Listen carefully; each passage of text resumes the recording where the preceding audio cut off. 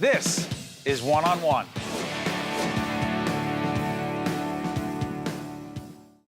Brought to you by Holy Name Medical Center in Teaneck, New Jersey. She's a very recognizable, talented, and beautiful face you're looking at right now.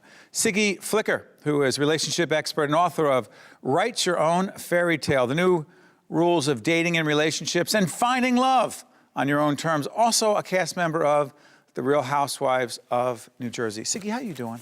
I'm doing great. Can't complain. I'm healthy. I'm happy. Where'd you get this positive attitude? You know what? I think it's because I was born in Israel. And I think that Israeli people are different in nature because, you know, when you grow up in a small country that's smaller than the size of New Jersey, and when you finish school there, there's always that constant fear that a bomb might be blowing up behind you and always looking over your shoulder. And you're really grateful for the little things that you have in health, little things that you have in life. Like you know, health. Like health, And like kids. happy, like children. And, you know, everybody in Israel knows somebody who's died. It's just a way of life there. You're always, and I think that, you know, I grew up in America. I've been here since the age of 5, but I just always had that attitude of, wow, things can be so much worse. And I had a sad childhood. I didn't have the best childhood, but I was always, Siggy, it could have been worse. You have your parents, you have your brother and sister. You know, there were times when I, you know, was alone and I feared things, but when you're not so close to it and you look at it from up above, I know so many other people who are suffering far worse. So for me to complain, it wasn't going to happen. And your book, it's fascinating. You talk about some of the keys to really having a healthier, better life. It's not just about love between a man and a woman, a woman and a woman, or a man and a man. It's about really living your life to the fullest. And I remember being at Cherry Hill West, and people used to say, you know, I was in 9th grade, and I was always a big girl, chubby girl with a big mouth, like a Bette Midler personality. You? Always. Full, like always big hair, big, you know, everything about me, big boot, everything was big. And people used to say, I don't understand how Siggy Flicker is going to the senior prom with Scott Mitnick in 9th grade. Why do you remember that so vividly? That was a starting point on when I used to say, it doesn't matter what you look like. It just matters of what you feel about yourself on the inside. You got to act as if. And people used to say, I don't understand how she's going to the senior prom. At that time, what? Act as if you have confidence. I knew I wasn't the prettiest girl. I knew that I wasn't the homecoming queen. But here I was going to the senior prom, and everybody used to say, why? Why Siggy? Why Siggy? And they used to come to me, and I used to say, listen, my mother raised me with a few rules. If a man doesn't call you on Wednesday, he's not going to see you on Saturday. You have to understand, a man should love a woman a little bit more. Men are hunters by nature. They don't want you to make it easy on them. If you make it easy on them, the challenge is over. So I always held myself together like a lady, and I had this inner confidence that portrayed, and relationships were always a great thing for me. You know, as I'm listening to you right now, and my wife, Jen, and I watch you and your colleagues on Real Housewives of New Jersey, I'm sitting there going, why can't we get more of Siggy on the show doing what she's doing right now instead of these ridiculous, counterproductive arguments that go nowhere? Yeah. Well, that's the nature of the beast. And what it is that people thrive on that. Because a lot of people watch TV, and basically they watch TV because they say, hey, my life is not that bad. Look what these people are doing. And, you know, but for... My life's not that bad, so I'm okay. Yeah, so I'm okay. But for me, it was all about absolutely not. I could show them that I've struggled. I waited tables to put myself through college. I was a nanny in Manhattan on 5th Avenue to a family, Pamela and Tony Rykowski.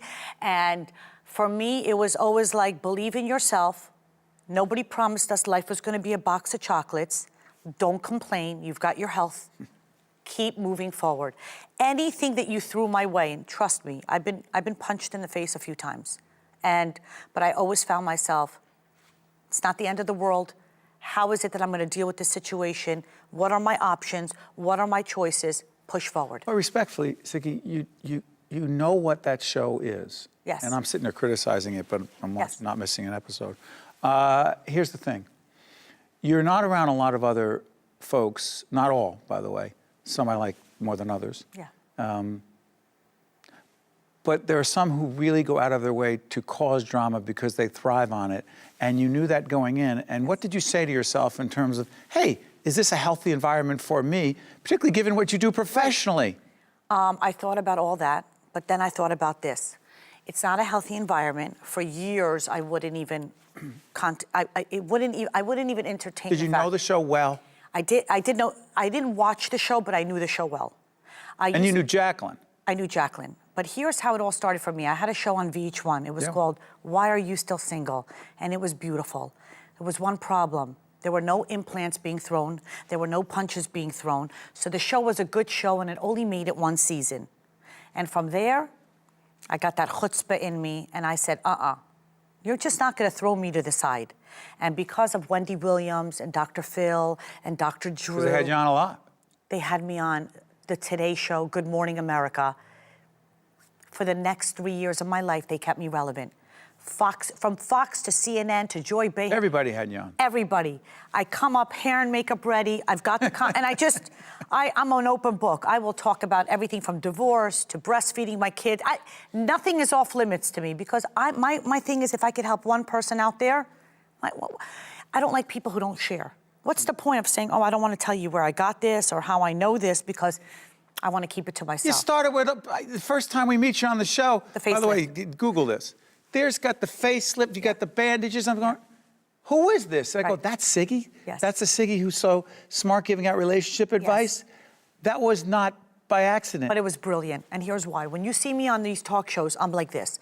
Yes, and I'm answering all these questions. You're the expert. But on Housewives, it raised my platform to such a tremendous level that I'm able to get to people in Finland and Sweden and Austria. All over the world, people are purchasing that book. And that book is saving lives. So here I am. Mind if I plug again? Yes, it's just my Write Your Own Bible. Fairytale, the new rules for dating relationships and finding love on your own terms. The show has helped you help more people? The show, first of all, there's no platform like Housewives. My book is selling off the shelves. Yeah. My book is it's flying through the roof, and people are actually calling me, and this is all. Siggy, your book saved my marriage. Siggy, I love your advice of know your worth. I'll walk through the mall, somebody will say, a man's rejection is God's protection. Siggy Flicker, thank you. Whoa. I'm not letting you get past that, Siggy. Sorry. A man's rejection is God's protection. Explain that. A lot of people get rejected. And when they get rejected, they go into their homes, they hide underneath their covers, and they eat a box of Twinkies. I say no. Rejection is protection. You're going to find out that there's a lesson learned with being rejected. You might find out that the person you're dating never wanted to have kids. Maybe the person that you're dating was into men or women. There's a reason why you got rejected, but don't let that person stop you from moving forward. Rejection is protection. Life is not perfect. We fall flat on our face. We have to learn from our lessons, get right back up and push forward. How is it that your first husband served as, if I get this wrong, you'll tell me. Best man. Siggy, he was the best man at your wedding to your husband right now, who seems awfully terrific on the show. I love Michael, but I love Mark too. So I was married to Mark Flicker, just a great guy. I love saying last names. I don't know why I do that, but we had a beautiful life. We lived in Boca Raton, Florida. And when Mark first met me, I was always full of life and complimenting people and talking to people. And Mark kind of always wished that I would calm down a little bit. My tagline is, some people think I'm too much, and they're absolutely right. For Mark Flicker, I was too much. He wanted me more to be like a Stepford wife, quiet, reserved. My energy, for some reason, I would get a lot of eye rolling and shh. And for me, I tried to be quiet and calm, but I found myself resenting him for it and thinking to myself, this is not a way to live life, because I teach people in the book, you have to live your authentic self. Eventually, someone's going to discover who you are. So why not start right out of the box? Be who you are. If they don't like you for who you are, let the door hit their tushy on their way out. So I approached him and I said, Mark, listen, I love you as a person, but obviously we're growing apart. Let's try to do this without an attorney and move forward. And he's such a class act. We did it. We moved forward, and he allowed me with 2 children. And he's such a great parent that I found the love of my life, Michael, Campanella. I always say last names. But I wanted to move back to Jersey and be with my family. And your ex found someone. Yes. And I watched a scene where you were having dinner together. Yes. And you could not have been friendlier and I warmer love her. to his wife. She's the classiest girl.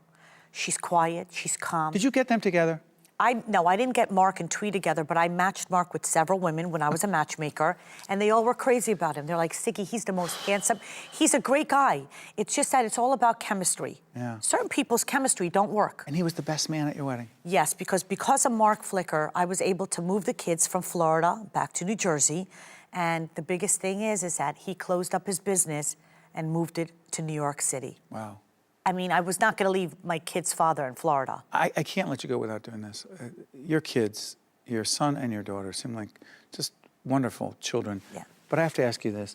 You, on the show, constantly are asking them to put down their Phones. and Yes. we do the same thing in our home. We have a 14-year-old, 13-year-old, a 6-year-old, and my big boy is 24 from my first marriage. You want to connect with them so deeply. How much has this show impacted and improved your relationship with your kids? Amazing. The show has been nothing but great for my family, especially my relationship with my parents. But with my kids... Who said they wanted more from you? Yes. Time with you. But it made me realize, oh my God, I'm doing the same thing that my mother wants, more time with me, and I only want more time with them. But what you didn't see is my son Joshua has a 4.2 GPA. He's brilliant. Out of 4. Out of 4. That's extra credit and honor That's right. classes. He goes by the book, so when he's on his phone, it doesn't bother me because he gives me the time. Sophie's a mini Siggy. She's ADHD. She can't concentrate on Insta, Finsta, Snapchatting, and getting her homework done. I take her phone away for a few hours every day after school. Her grades went up. Education in my house is the most important thing. You're not getting the grades? To love your children is to say no. That's how I raise my kids. You gonna stay on the series, Housewives? I'm not sure yet. We're just wrapping up right now. Yeah. But I have to tell you, I'm honored and grateful. I would do it all over again, and I wouldn't change anything that I did. You're one of my favorite housewives. My wife's, she loves you too, but who's my wife love? Who does she? Dolores. Dolores.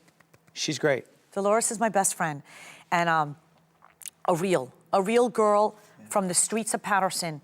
And she's a proud Jersey girl. And when I said to Dolores, I said, Dolores, enough with this Jersey stuff. We're gonna make Jersey great again. We're gonna make Jersey proud of this show.